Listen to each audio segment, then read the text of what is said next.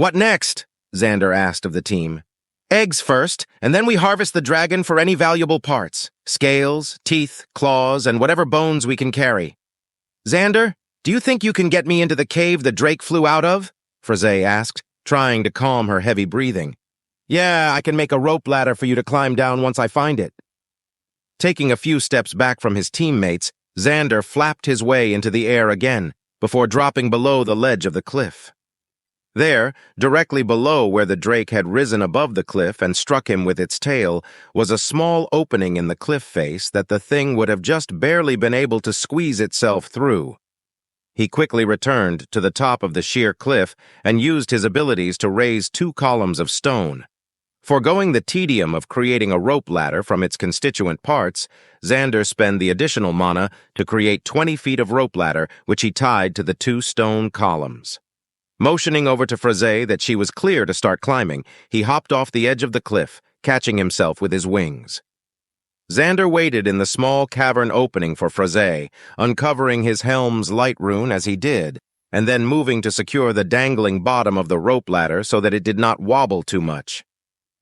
It was not long before Frozay climbed down the ladder and was herself standing at the cave entrance. "Come on," she said excitedly. "Let's find those eggs." The cliffside cave was not deep, and it was a short search for them to find the nest of the drake.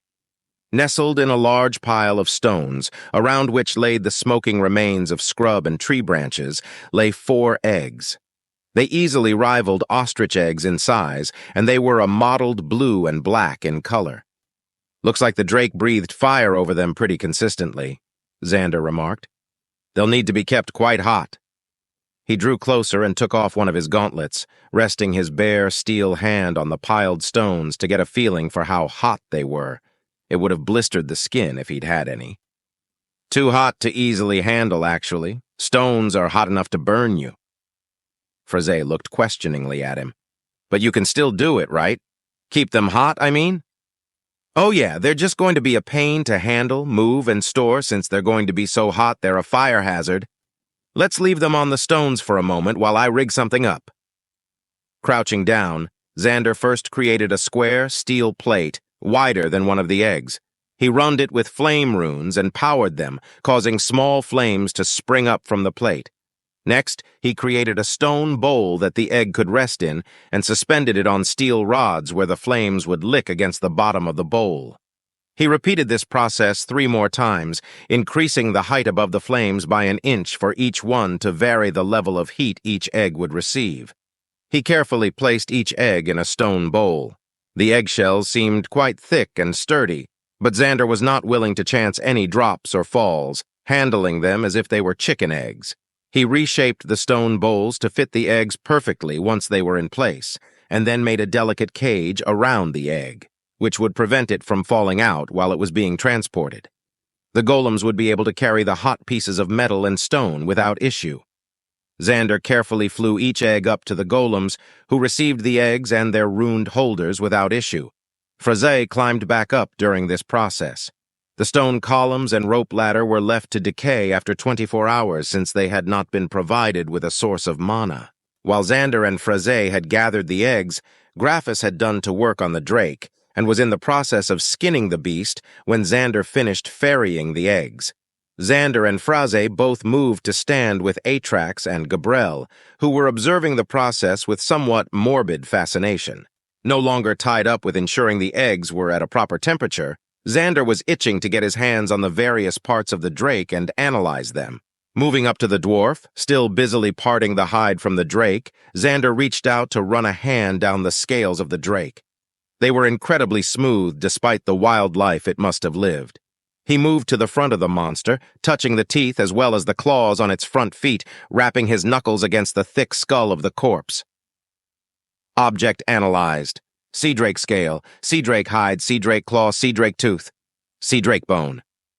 Satisfied, Xander took a step back to ensure he was not in Graphis's way. Curious, he asked, "So if dragon scales are considered to be better than steel, what about drake bones, or claws and teeth?" Still staring at his grisly work, Graphis called out an answer. "Scales are definitely the strongest part of a dragon. The teeth, bones, and claws, while by no means weak, don't hold a candle to the scales.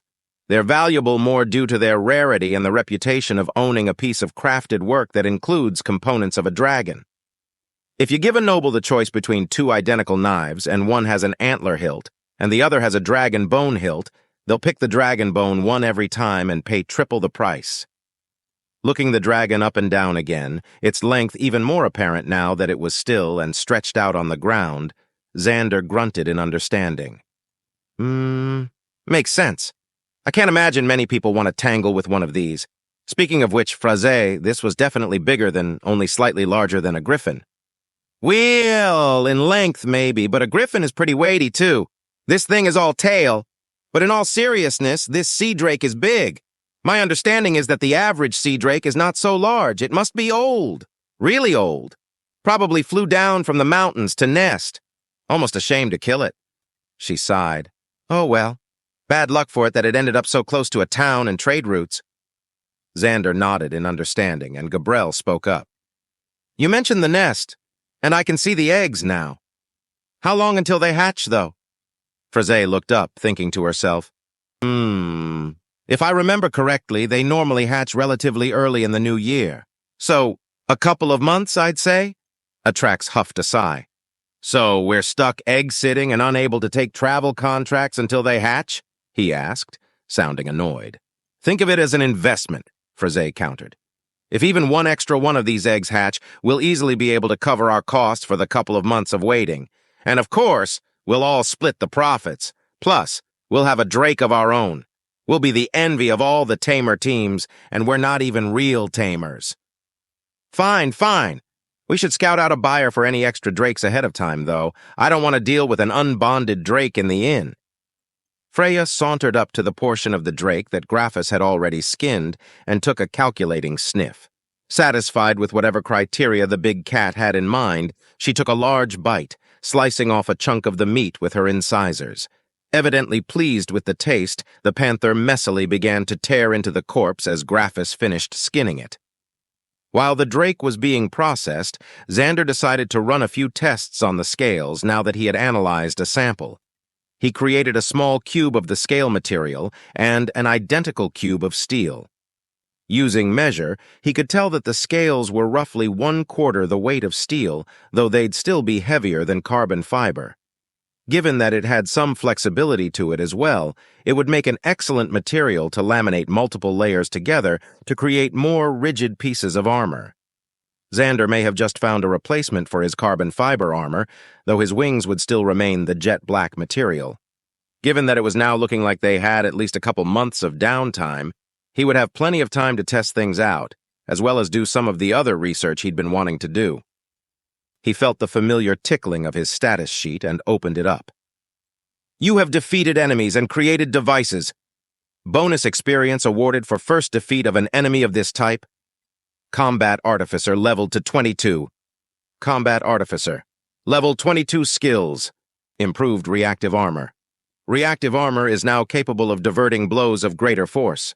The journey back was as easy as the journey to the Drake's location had been, and 3 days after they had defeated Drake, they were back at the guild with bundles of scale, teeth, bone, hide, and claws to prove that they'd defeated the Drake. The payment for the contract was a pittance compared to the hundreds of gold each of them made from the sales of the materials. The high-leveled crafters in the town were nearly ready to fight each other to purchase the various parts of the dragon once word made its way around town that some mercs were looking to sell what they'd harvested from a sea drake.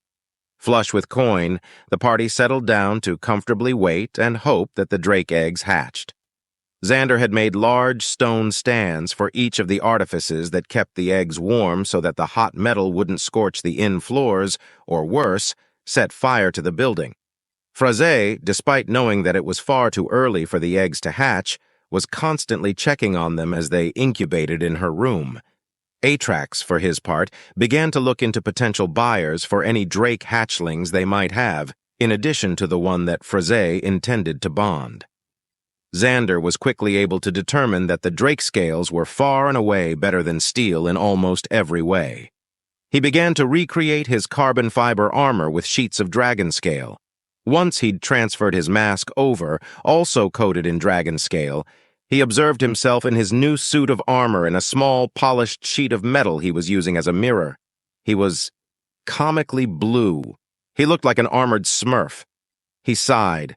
He definitely needed to add some color to the suit, or he'd never be able to take himself seriously. He added some carbon fiber back into the mix, coating the armor entirely in the black material. Then he added some actual scales, instead of sheets, back on top of the armor in a few spots. His pauldrons and knee pads were now finished with blue dragon scale mail, bringing some color back to the armor. This time, when he asked, his teammates had been more amenable to the idea of Xander creating armor for them, even Graphus, though the dwarf had requested that Xander simply add a few layers of dragon scale to his already existing armor rather than replace it. For Atrax, he created a cuirass of the dragon scale material that he could wear under his robes, much as he had with the carbon fiber armor Xander had made for him in Ilbeck. It, along with each of the other pieces, were heavily runed with protective arrays that would help negate elemental and physical damage alike.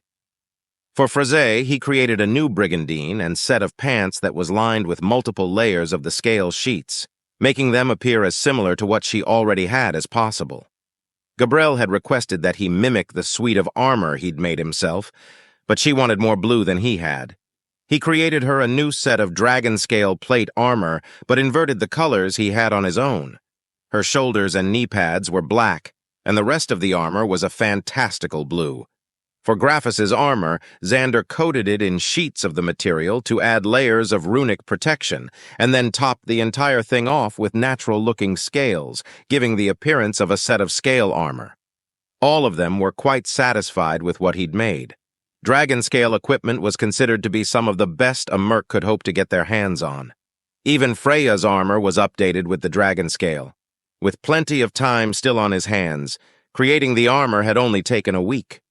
Xander moved on to his next project, updating his body. But first, he needed to find the knowledge relating to the human body to be able to do so. Xander only knew one learned man, and so he turned to him in his hour of need. "Hey, Atrax," he asked as the man was eating breakfast. "Is there like a library or something around? I want to do some testing, and I need some diagrams of the human body, especially musculature of the face to research." Atrax raised his eyebrows at Xander. I'm not going to ask what for, but yes, there is a library. You'll have to pay a fee to use their resources, of course, but they likely have the knowledge you're seeking. You can even pay to have a book copied so that you can keep it for your own. Otherwise, everything stays within their walls. It's... Atrax paused, gathering his sense of direction before pointing. "Roughly that direction. Big, squat stone building." Xander had to pause twice to ask for directions, but he did eventually find the library, which, as Atrax had said, was a big, squat stone building. A tiny trickle of people entered and exited the archway that led into the building. Many of them wore robes and appeared to be either scholars or spellcasters of some sort. He felt a little out of place in his armor. Inside, there was a counter by the door which was occupied by a female dwarf.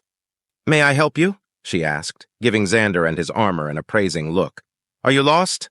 No, I don't believe I'm lost. This is the library, right?" "That's right," the dwarf said. "Sorry, we just don't exactly get a lot of people in full-plate armor." Xander forced out a congenial chuckle. "Huh, I imagine not. I suppose that's a bit of a quirk I have, always armored. I was told that there was a fee to enter and use the books." "Right, yes, there is. And what exactly are you looking for?"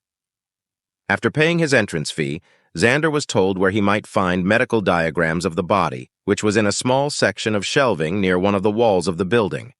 He made his way in that direction after a final admonition from the clerk at the desk that if he were to damage a book, he would have to pay for a replacement or to have it repaired. Interspersed through the rows of shelving were areas with tables and desks, some of which were occupied by other people doing their own reading or research. Locating the few shelves of medical texts the building offered, he began to peruse the titles that presented themselves to him. Many seemed to be treatises and theories on how healing magic operated and how different classes affected it. A few, however, did seem to be anatomical in nature, and Xander carefully removed them from their places.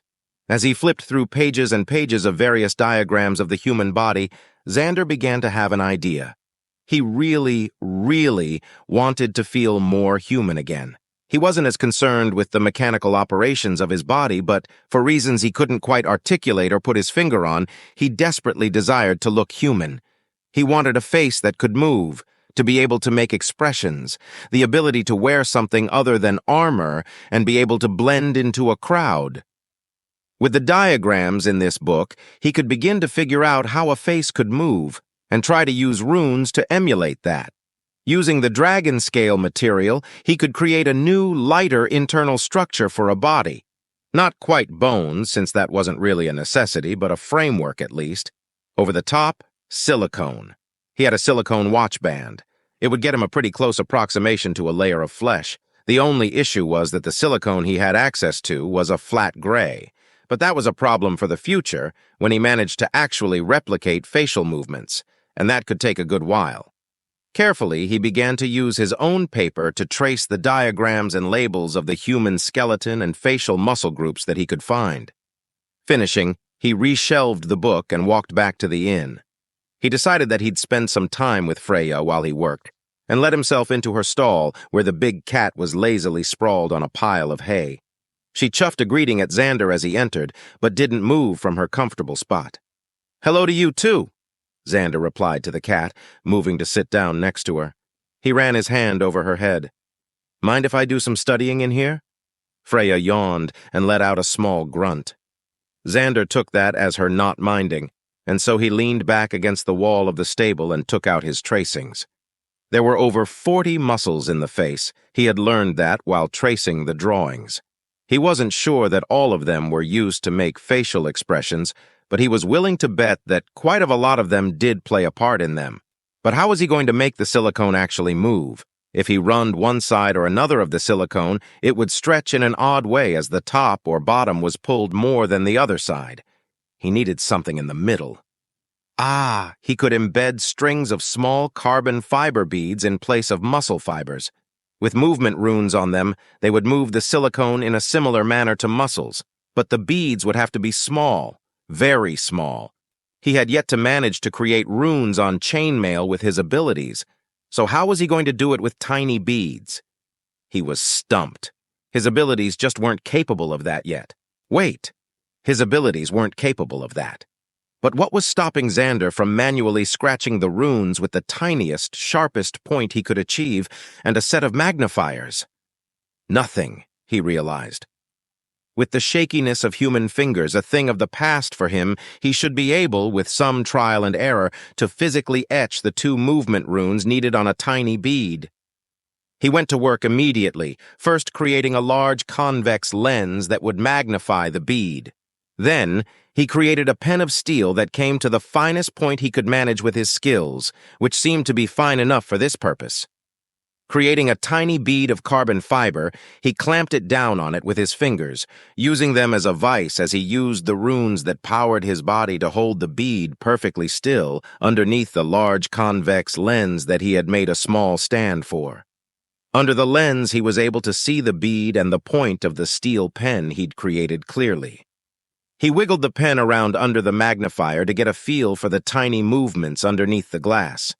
Once he was satisfied, he carefully pressed the steel tip against the bead and made his first mark, his movement rune-fueled hand making a precise scratch no longer or smaller than he had intended.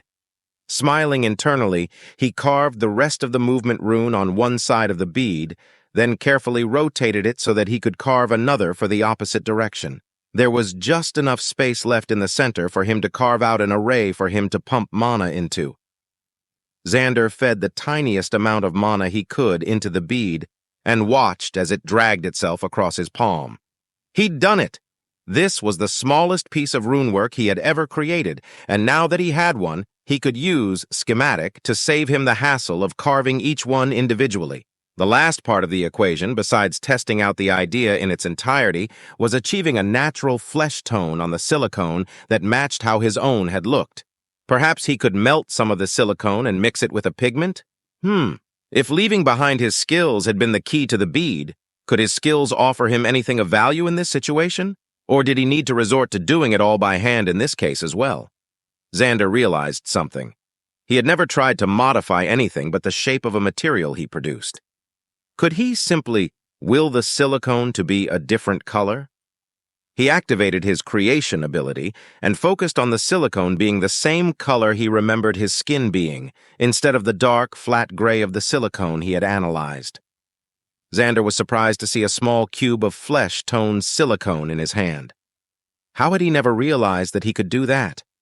He supposed he had never really needed to recolor anything before, and, considering he was relatively happy with his current color scheme, he didn't see much of a need to recolor anything but the silicone he was using. Regardless, he was happy to have all the components he needed to make a passing human body. Now, he just needed to actually make one.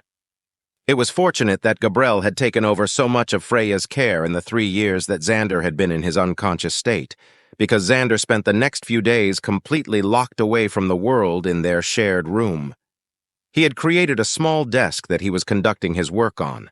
There, he created first a replica skull, complete with movable jawbone and teeth. He carefully compared it to the diagrams he had copied, ensuring that it was as accurate as possible. Then, he created a layer that was half of the silicone that would take the place of skin, and carefully embedded the strings of runed beads in them in all the places that the diagrams indicated there should be muscles, before covering it all with the second layer of silicone. Sitting there in front of him was an eyeless silicone face. It was kind of creepy, even if it did represent a significant amount of progress for him. He carefully fed mana into the runed beads and watched as the face in front of him twitched and contorted. As he got a better feel for which sections could do what, he was able to make the silicone head smile, grimace, and even raise one hairless eyebrow. That was another issue he was going to have to address. He'd completely forgotten about hair. He could live without having body hair, but having no eyebrows would just be weird. He had nylon in his list of analyzed materials from a piece of clothing. He could use that to create threads for hair, like some kind of Barbie doll. With proof of concept, Xander moved on to the process of creating a skull that he could use for his own. He decided that he would use the dragon scale material once again due to its lighter weight and increased strength over steel. Using pictures of his face as a reference, he recreated his own skull as best he could. Once the skull was made, he ensured that there was a divot that would fit the skull mask that his soul was bound to. Carefully, he removed it from his helm and placed it over the face of the skull. It fit eerily well. He was fortunate that the mask only extended to the top teeth, freeing the jaw from any impediment. Once the mask was firmly attached to the skull, he strained his spirit as far away from the mask as he could, observing the skull from roughly a foot away. He moved his body so that its head was roughly in line with where his point of vision was, and then brought his hands up to the skull and began the process of coating it with silicone, placing the beads in the correct spots, and then finishing it all off with another layer of silicone. In front of him was another eyeless silicone face. It was even creepier now because he recognized it as his own. First things first, we gotta get some eyes in that head, he thought to himself. He created a set of glass eyes, utilizing his newfound ability to color his created materials to make them as convincing as possible.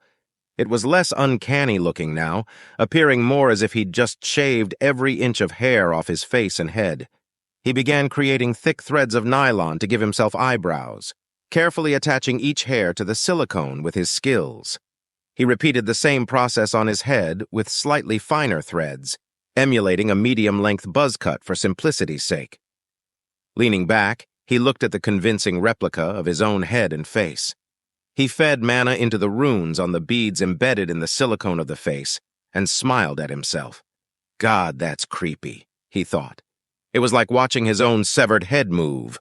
Now, with the hard work of the head and face completed, he could go about improving the skeleton for the rest of his body. He set about recreating a skeleton that would match his height, but with an extra trick or two up its sleeve. Namely, he attached a blade to each forearm that rested between the ulna and radius, and could slide out and lock into place, piercing through the silicone. He run them both with his signature acidic array. One day, he would surprise someone with them, and it would be awesome. He didn't intend to bother creating fake muscles for anything but his face, but he did intend to cover the skeleton he was creating with the fake silicone skin.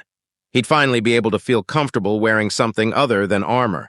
He could buy clothes, something other than his camouflage uniform, and go out with his friends without feeling so self-conscious. He coated the skeleton in a layer of silicone and then paused his process, thinking. He needed the runes that would serve as his sense of touch and temperature recognition, and he also wanted to keep the arrays for warmth so that he would not feel unnaturally cold. He realized that he wasn't going to feel exactly like the real thing to anyone who touched him, but it was still a whole hell of a lot better than the solid steel he currently was made of. Maybe he'd finally stop straining the chairs he sat in, too. He'd been having to scope out the ones that looked the sturdiest. Xander shook his head, clearing his mind, and turned back to the task at hand. Eventually, he settled on coating the half-formed silicone dummy in front of him with small sheets of foil-thin leather. The first layer would emanate heat from runic arrays so that he had a convincing body temperature, and the second layer would hold the runes that allowed him a sense of touch. He layered the touch-sensing runes more tightly in areas that would traditionally be more sensitive on the body, hoping that it would allow him to achieve slightly different kinds of touch. The leather, combined with the fact that it was comprised of multiple sheets, would allow him to retain a natural range of movement, where a single contiguous layer would restrict him more. He capped the layer of runed leather with more silicone, and began the tedious work of shaping the outside of the dummy to look as close to himself as he could get, once again using pictures from his phone as a reference. 4 days had passed with Xander hunched over his workstation, and then over the body he'd created as it lay on the floor. But finally, it was done. He settled his point of view back into the mask and adjusted forward until he was able to see out from just past where the glass eyes would be. He settled his old steel body into a sitting position on the floor. It would be a useful backup if he found himself in need of a fresh construct to pilot for some reason. He released the multitude of tiny streams of mana that constantly flowed from him into the construct, and it sagged slightly, the natural friction of its joints the only thing keeping it in its sitting position.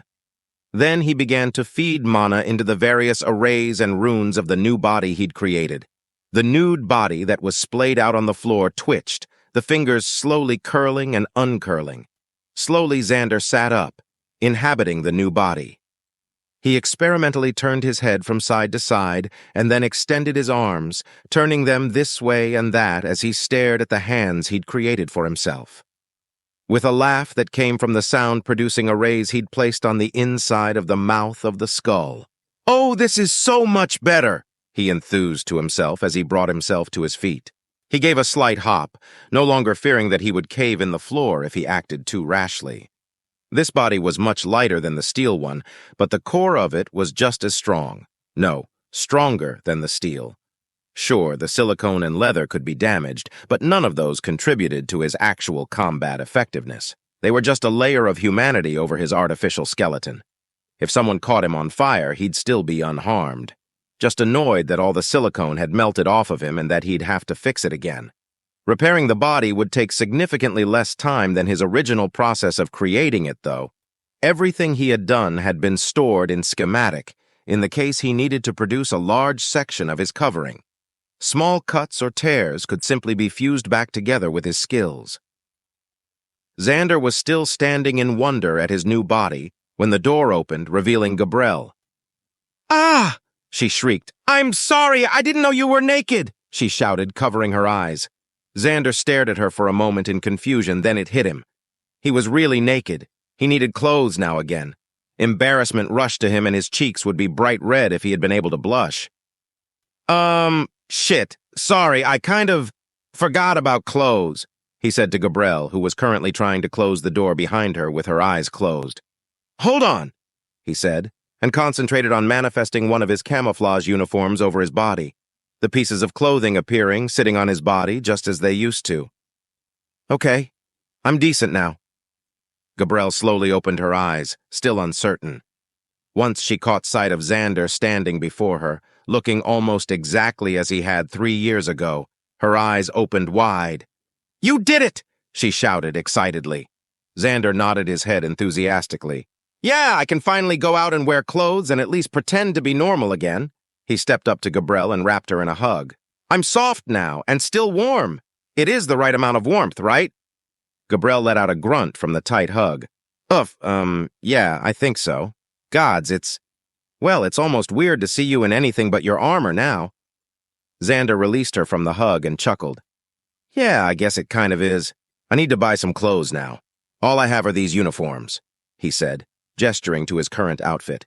Do you think we could go clothes shopping sometime? I don't really know what's normal for clothes here. Gabriel smiled at the prospect of some clothes shopping.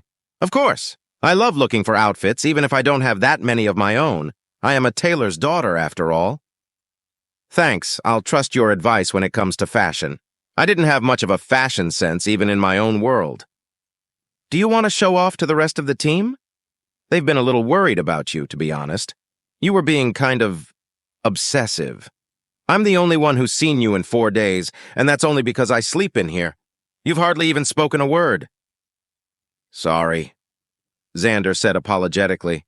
I just got really caught up in the process. I've been, I don't know, desperately craving to feel more human. The modifications I made to the steel body, he gestured to the steel construct still sitting on the floor, were a step up, but it was nowhere near where I wanted to be. But this is good, I think. I'm sure there will be little things that I end up doing to improve it, but I feel just so much better already. Graphis and Atrax are downstairs eating right now, and Fraze is probably staring at the eggs. Come on, let's show you off.